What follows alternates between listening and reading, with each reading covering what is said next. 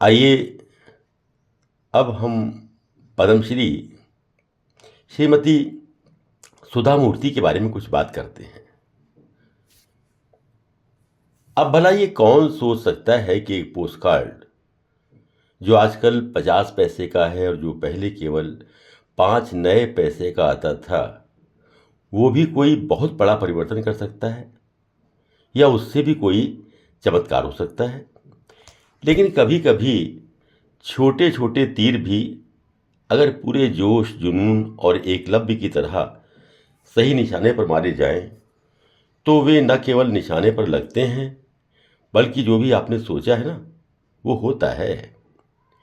ये बात सच कर दिखाई पद्मश्री सम्मान से विभूषित इन्फोसिस फाउंडेशन की चेयरपर्सन, बच्चों की लेखिका और विख्यात व्यक्तित्व N.R.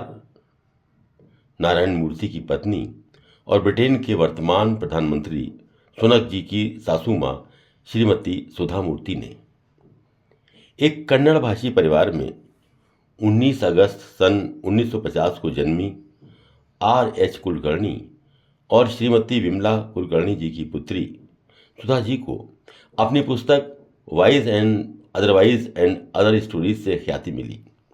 उन्होंने इलेक्ट्रिकल एंड इलेक्ट्रॉनिक्स इंजीनियरिंग में BBB college of engineering and technology से बैचलर ऑफ इंजीनियरिंग की डिग्री ली और फिर इंडियन इंस्टीट्यूट ऑफ साइंस से M engineering in computer science की डिग्री लेकर अपना कैरियर शुरू किया। देश की सबसे बड़ी auto manufacturer company Tata engineering और लोकोमोटिव कंपनी की परंपरा थी कि वहाँ केवल पुरुष कर्मियों को ही प्लांट में काम करने की नौकरी दी जाती थी। सुधा जी को जब ये पता लगा, तब उन्होंने कंपनी के अध्यक्ष को एक पोस्टकार्ड लिखा और बड़े ही आत्मविश्वास के साथ उनसे सवाल किया कि देश की इतनी बड़ी कंपनी लिंग भेद पर आधारित क्यों है और उन्हें क्यों महिलाओं की विद्वता पर एवं कार्यक्षमता पर विश्वास नहीं है। परिणाम अपेक्षित ही हुआ। कंपनी के अध्यक्ष ने उस पोस्टकार्ड को बड़ी गंभीरता से लिया और तुरंत ही सुधा जी का स्पेशल इंटरव्यू लिया गया और उन्हें पुणे में डेवलपमेंट इंजीनियर के पद के लिए चुन लिया गया। बाद में उन्होंने मुंबई और जमशेदपुर में भी सेवाएं दी। उसके बाद उन्होंने सीनियर सिस्टम एनालिस्ट के पद पर पुणे में बालचंद ग्रुप ऑफ इंडस्ट्रीज को ज्वाइन किया। सुधा जी को यह श्रेय जाता है कि वह टेल्को में पहली महिला इंजीनियर थीं। सन 1996 में उन्होंने इन्फोसिस फाउंडेशन शुरू की, जो आज देश के बड़े सेवा संस्थानों में गिनी जाती है। उनकी किताबें भारत की लगभग सभी भाषाओं में अनुवादित की गई हैं। वे कन्नड़ और अंग्रेजी अखबारों के लिए लगातार कॉलम लिखती हैं। पुणे में ही उनका N.R. नारायण मूर्ति जी से विवाह हो गया। सन 2023 में भारत सरकार ने उन्हें पद्मश्री से सम्मानित किया है और सन 2023 में ही उन्हें और उनके पति को द ग्लोबल इंडियन अवार्ड से भी सम्मानित किया गया है। ये अवार्ड पाने वाले वे विश्व के पहले दंपत्ति हैं। तो ये छोटी सी कहानी मैंने इसलिए बताई ताकि हमारे युवा पीढ़ी को ये महसूस हो कि कोई भी कदम, चाहे वो कितना भी छोटा क्यों ना हो, अगर पूरी लगन, हिम्मत और जज्बे के साथ उठाया जाए तो उसका प्रभाव ज़रूर पड़ता है। जो लोग सफल होते हैं या किसी ऊंचाई पर पहुंचते हैं, उनके व्यक्तित्व में कुछ तो अलग गुण होते हैं जो उन्हें आम आदमी से अलग करते हैं और जो उन्हें उस ऊंचाई तक पहुंचाते हैं। अब मुझे सुधा मूर्ति जी के जीवन की ही 2 घटनाएं याद आ रही हैं, जिनका मैं यहाँ जिक्र करना चाहूँगा। सुधा मूर्ति जी बच्चों के स्कूलों में बच्चों के कल्याण के लिए काफ़ी काम करती हैं। उन्होंने एक ट्रस्ट बना रखा है जिसके माध्यम से ये सारे कार्य किए जाते हैं।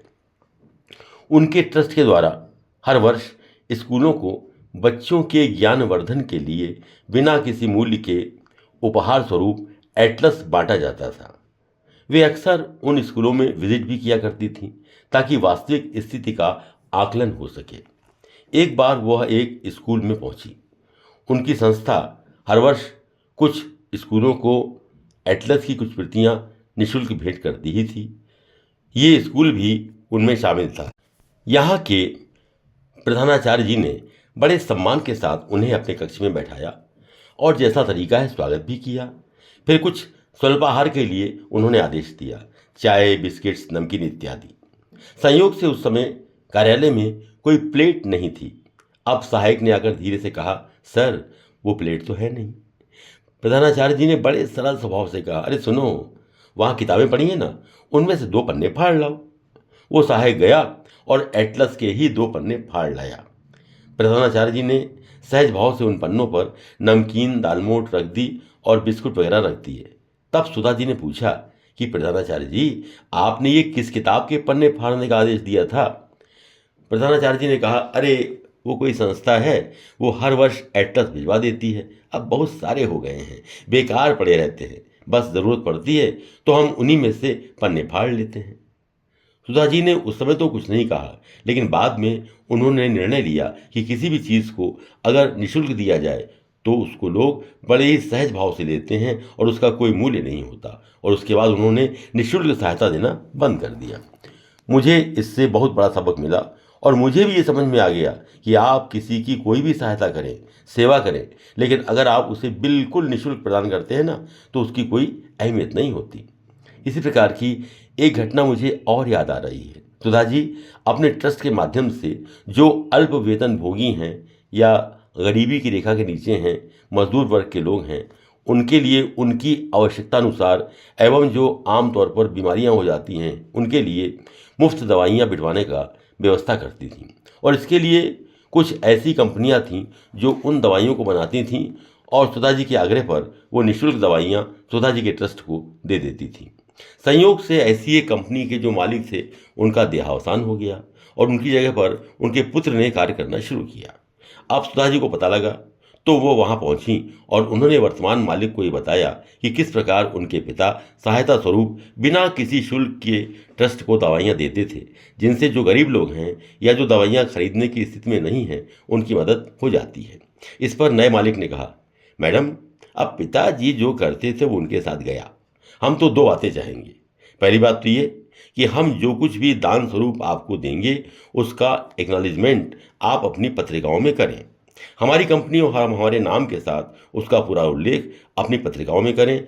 और दूसरी बात यह है कि जो लिस्ट आपकी है उसके अनुसार हम दवाइयाँ नहीं दे पाएंगे। हम आपको उन दवाइयों की अपनी एक लिस्ट देते हैं जो हमारे यहाँ सरप्लस हैं या जो हम आपको दे सकते हैं और उन्हें आपको स्वीकार करना पड़ेगा।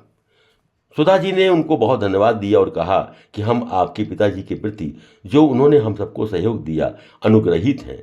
उन्होंने सचमुच हमारे ट्रस्ट को जिस भावना से सहयोग दिया उसके लिए हम उनके ऋणी रहेंगे, किंतु आपकी शर्तों पर अब हम आपसे कुछ भी स्वीकार करने की स्थिति में नहीं हैं। आपका बहुत बहुत धन्यवाद और आभार। इतना कहकर सुधा जी बिना किसी विद्वेष भावना के वहाँ से चली गई।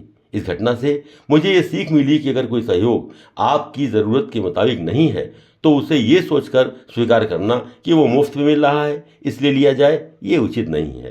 सहयोग मिले तो सम्मान के साथ स्वीकार करें और अपनी ज़रूरत के मुताबिक तब मिले तब स्वीकार करें।